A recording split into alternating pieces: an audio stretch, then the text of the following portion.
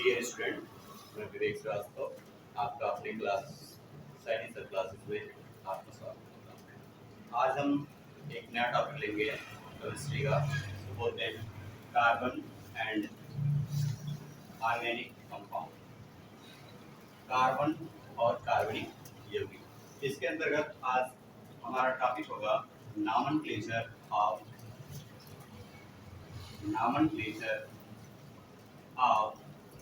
Organic compound, अर्थात कार्बनिक यौगिकों का नामकरण। कार्बनिक यौगिकों का नामकरण, जैसे कोई भी व्यक्ति हो उसको हम उसके नाम से जानते हैं, है ना। ठीक है, अलग अलग सपोज करिए हम लोगों के दो नाम, जैसे हमारा दो नाम है, एक घर का नाम होगा, एक जो है आपका नाम है। जो घर का नाम होता है उसको बोलते हैं ट्रिवियल नेम, निरर्थक नाम, उसका कोई मतलब नहीं होता। जैसे मान लीजिए यहाँ कुछ आपका नाम कुछ और है, पिता या कुछ और कुछ नाम से बोलते होंगे, नानी जाते होंगे कुछ और नाम से बोलते होंगे, तो ऐसे नामों का कोई अर्थ नहीं। लेकिन जो आईपीएसी नाम होता है, आज हम पढ़ेंगे यह टॉपिक आपका आईपीएसी टॉपिक ये होगा। आईपीएसी नाम जो होता है, इसके अंतर्गत कार्बनिक यौगिकों के जो नाम लिखे जाते हैं, ऐसे नाम होते हैं जो पूरे वर्ल्ड में जाने जाते हैं। मतलब यदि हमारा नाम विवेक है तो विश्व के किसी भी कोने में जाएंगे तो हमारा नाम विवेक ही होगा, ना कि घर के नाम से। ठीक है, नामकरण किसका करना है? ऑर्गेनिक कंपाउंड्स के। ऑर्गेनिक कंपाउंड्स क्या होते हैं? कार्बनिक यौगिक क्या होते हैं? कार्बनिक यौगिक का मतलब होता है ऐसे यौगिक जिसमें एटलीस्ट कम से कम कार्बन जरूर हो। कार्बनिक इसी नाम पड़ा है ना, कम से कम कार्बन हो। कार्बन तो मस्ट होना चाहिए, कार्बन होना चाहिए, इसके अलावा आपको मिल जाएगा हाइड्रोजन, मिल जाएगा नाइट्रोजन, मिल जाएगा, इसको मिलते रहेंगे। लेकिन मेन क्या होगा? कार्बन में प्रेजेंट रहेगा। हमारा टॉपिक होगा आईपीएसी नॉमेनक्लेचर। इसका फुल फॉर्म होगा international union of pure and applied chemistry. इसके आधार पर कार्बनिक यौगिकों का नामकरण कैसे करते हैं, इसे आज हम लोग डिटेल में देखते हैं। ये ऐसा चैप्टर है जो आप 10th से लेकर 10th में रहेंगे तब भी आपके काम आएगा। 11th और 12th में भी आपको कार्बनिक यौगिकों का नामकरण करने के लिए आता ही आता है। क्वेश्चन दो टाइप के आते हैं। पहला क्वेश्चन ऐसा आता है कि आपको ऑर्गेनिक कंपाउंड का नाम दिया रहेगा, सपोज करिए उसका नाम दिया है। जब नाम दिया रहेगा तो कहेगा उसका स्ट्रक्चर बनाइए, इस तरीके का स्ट्रक्चर बनेगा। या दूसरा होगा उसका स्ट्रक्चर दिया रहेगा, मतलब संरचना बनी रहेगी, फिर आपसे कहा जाएगा इस यौगिक का आईपीएसी नाम किस तरीके से होगा। तो दोनों हम लोग साथ साथ पढ़ते चलेंगे कि स्ट्रक्चर कैसे बनेगा और फिर उसका आईपीएसी नाम क्या होगा।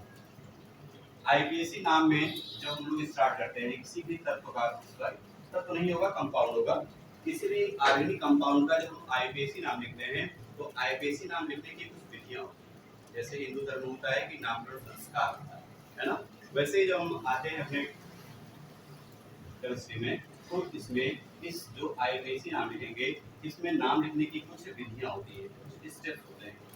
यदि ये स्टेप्स आपको याद हैं, कुछ दो तीन स्टेप आपको याद कराएंगे अभी, जो यदि आपको स्टेप ये याद है तो आप किसी भी कार्बनिक यौगिक का नामकरण आसानी से कर सकते हैं। सिर्फ आपको याद करना ही, हम अभी आपको याद ही कराते चलेंगे, सिर्फ आपको स्टेप याद करने की किस स्टेप में हमने आपको क्या बताया, सिर्फ ये याद रखिए। बाकी आप किसी भी कार्बनिक यौगिक का नाम बदलना से नाम खुद ही लिखवाएंगे तो आप लोग अपने आप बताएंगे।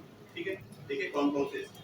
पहला स्टेप है जब हम किसी कार्बनिक यौगिक का नामकरण करते हैं तो उस यौगिक में सबसे पहले हम कार्बन की संख्या को काउंट करते हैं। क्या करते हैं? कार्बन की संख्या को गिनते हैं। ऐसा गिनते हैं कि मैक्सिमम कार्बन हम गिने। क्या करेंगे?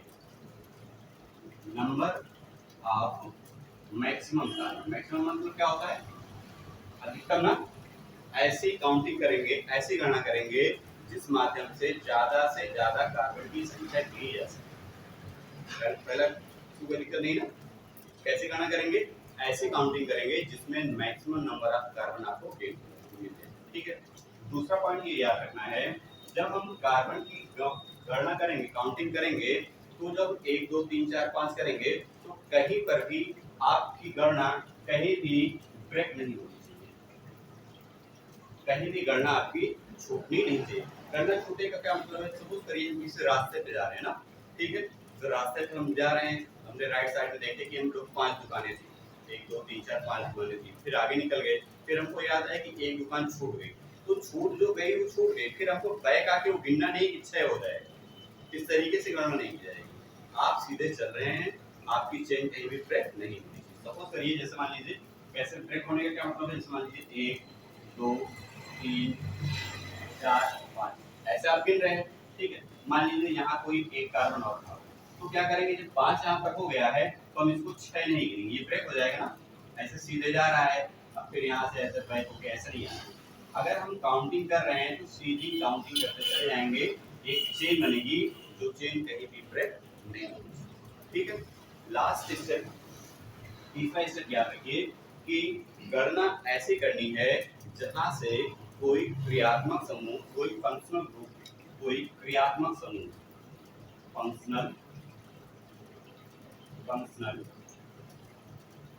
ग्रुप, जहां से कोई फंक्शनल ग्रुप नजदीक, ठीक। फंक्शनल ग्रुप क्या होता है, देखिए फंक्शनल ग्रुप वो होता है जो किसी भी यौगिक के भौतिक तथा रासायनिक गुण के लिए उत्तरदायी। जैसे सपोज करिए ये कार्बन है ना, कार्बन के साथ अगर हम OH लगा देते हैं तो जो इसका गुण होगा वो किसका गुण होगा, एल्कोहल का गुण होगा, है ना।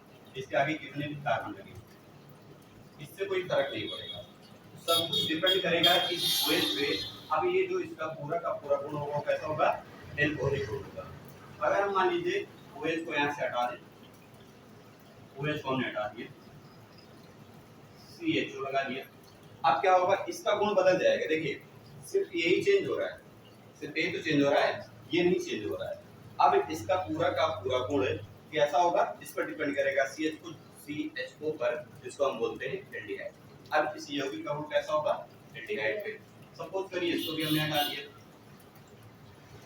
CO लगा दिया, अब इसका गुण किस पर डिपेंड करेगा, CO पर, मतलब कीटोन पर। मतलब क्रियात्मक समूह परमाणु या परमाणुओं का ऐसा समूह होता है जो किसी भी यौगिक के भौतिक तथा रासायनिक गुणों के लिए उत्तरदायी होता है। हमको इस स्टेप में याद ये रखना है कि फंक्शनल ग्रुप जहां से नजदीक पड़ेगा काउंटिंग वहां से शुरू की जाएगी। सिर्फ 3 स्टेप। पहला स्टेप मैक्सिमम कार्बन को गिन लेना है, कार्बन जो गिनेंगे तो कहीं पर वो श्रृंखला हमारी ब्रेक नहीं होगी। और तीसरा पॉइंट, लास्ट पॉइंट ये है कि जब हम काउंटिंग करेंगे तो काउंटिंग गणना वहां से करेंगे जहां से कोई क्रियात्मक समूह आपके नजदीक होगा। जैसे क्रियात्मक समूह कैसे आप रखेंगे, जैसे सपोज करिए आज हमारा पेपर, तो पेपर देने जा रहे हैं, तो सबका ये होता है कि जिस दिन पेपर देने जा रहे हैं जितना भगवान मिलेंगे सबके दर्शन करते हैं, सबके पैर छूते हो जाएंगे कि आज हमारा पेपर बहुत अच्छा, ये होता है टेंडेंसी ना, मानव प्रवृत्ति होती है। तो क्या करेंगे, जैसे सपोज करिए ये हमारा स्कूल है, ठीक है, और ये हमारा घर, ये हमारा घर है। हमको स्कूल जाना है पेपर। एक रास्ता ये सीधा है, पहला रास्ता ये, दूसरा रास्ता ये, ऐसे थोड़ा सा घूम के जाना है। दोनों रास्ते में अंतर क्या है कि ये जो सीधा रास्ता है यहाँ एक भी मंदिर आपको नहीं दिख रहा, कोई मंदिर नहीं, लेकिन इस रास्ते पे देख रहे हैं कि जगह जगह पर मंदिर हमको दिख रहे हैं। पेपर की बात है, पेपर की बात है, बिना भगवान की पैर छुए जाना, एक होता है ना, ठीक है। तो क्या करेंगे, ये रास्ता अपनाएंगे, ये अपनाएंगे, ठीक है। अब दूसरा क्या होता है कि ज्यादा से ज्यादा दर्शन करें, जितने भगवान हो इसको छूटे ना, सबके दर्शन हो, ऐसा करेंगे। तो हम लोग रास्ता कौन सा अपनाएंगे, दूसरा वाला रास्ता अपनाएंगे। दूसरा रास्ता क्या होगा कि ज्यादा से ज्यादा मंदिर भी मिल जाएगा और हमारा मंदिर यहीं से स्टार्ट हो जाएगा। मतलब क्या करना है कि ज्यादा से ज्यादा कार्बन भी गेन कर लेना है और वो रास्ता अपनाना है जहाँ से फंक्शनल ग्रुप नजदीक पड़ेगा। ये 3 स्टेप याद रखिए, फिर से याद रख लीजिए। पहला हमने क्या कहा कि हमको कार्बन की संख्या ऐसी गिननी है कि ज्यादा से ज्यादा कार्बन हमको मिल जाए, तो दिक्कत इसमें नहीं ना, ठीक है। दूसरा पॉइंट ये है कि जब हम गणना करेंगे तो गणना ऐसी होनी चाहिए कि कार्बन की श्रृंखला कहीं पर ब्रेक ना हो पाए। तीसरा ये है कि गणना ऐसी करेंगे जहां से कोई क्रियात्मक समूह नजदीक याद हो गए, ठीक। अब देखिए किसी भी कंपाउंड का नाम कैसे, जैसे सपोज करिए हम अपना नाम लिखें तो लिखेंगे मिस्टर विवेक श्रीवास्तव, ये हमारा नाम हो गया ना, ठीक है। देखिए इसमें 3 नाम है, एक मिस्टर, दूसरा विवेक और ये आपका श्रीवास्तव। ये मूल नाम है ना, मूल नाम है, ये सम्मान किया जाता है, किसी के नाम के आगे श्री लगा दिया जाता है, मिस्टर लगा दिया जाता है। और ये उसका सरनेम होता है, जो आदमी की जाति या सरनेम क्या दिखाता है कि वो किस वंश का है। ऐसे होता है ना, ठीक है। तो ये जो नाम होगा इसे बोलते हैं पेरेंट नेम। जो नाम के कार्बनिक यौगिक में एक होगा आपका पेरेंट नेम, है ना। पेरेंट नेम मतलब बताएगा ये कि कार्बन की संख्या कितनी है। पेरेंट नेम क्या बताएगा, कार्बन की संख्या कितनी है, आपको पेरेंट नेम लिख देना है। पेरेंट नेम के बाद जो नाम के पहले लिखा जाता है, पहले लिखा गया ना, इसको बोलते हैं प्रीफिक्स। प्री का मतलब क्या होता है, पहले होता है। प्री का मतलब पहले होगा, तो जो नाम के पहले लिखेंगे उसको बोलते हैं प्रीफिक्स। हिंदी होती है पूर्व लग। पूर्व का मतलब क्या होता है, पहले, जो नाम के पहले लगाया जाएगा। और दूसरा क्या लिखा है, एक नाम के बाद लिखा है, इसको बोलते हैं सफिक्स। सफिक्स की हिंदी होती है पूर्वलंग और अनुलंग। देखिए कार्बनिक यौगिकों का नाम कैसे लिखना है, नाम इस तरीके से लिखेंगे, पहले इसका पेरेंट नेम लिखेंगे। पेरेंट नेम मतलब कार्बन की संख्या कितनी है, उस संख्या के आधार पर उसका नाम होगा। और उसी नाम में या तो सफिक्स लगेगा, सफिक्स जोड़ दिया जाएगा, या फिर उसमें प्रीफिक्स जोड़ देंगे तो उसका कार्बनिक नाम बन जाएगा।